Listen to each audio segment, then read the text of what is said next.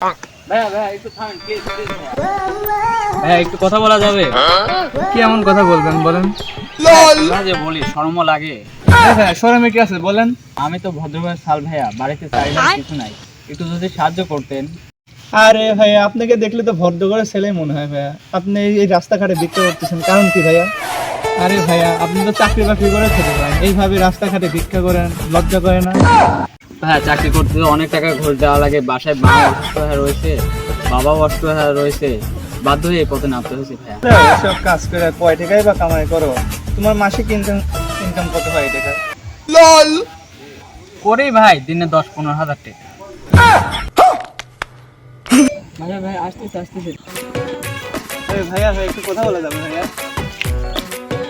কি বলবা বলো? আমাদের বাসায় কিচ্ছু না ভাইয়া, খাওয়ার মতো চাল ডাল কিচ্ছু না ভাইয়া, ঘরে তেল না ভাইয়া, একটু সাহায্য করেন না ভাইয়া। চাকরি বাকরি করতে পারি না ভাইয়া, একটু সাহায্য করেন না ভাইয়া।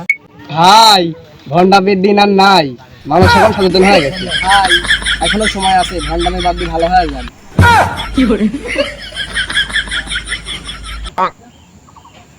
কয় দিনে কয় টাকা কামাই করেন?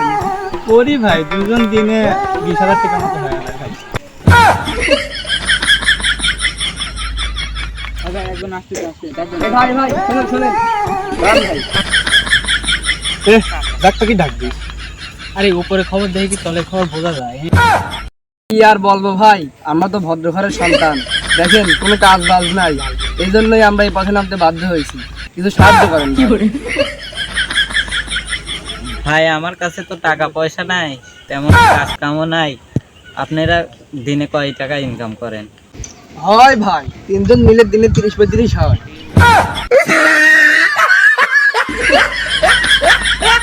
ভাই আমাকে নেন, আমিও কাজ করব।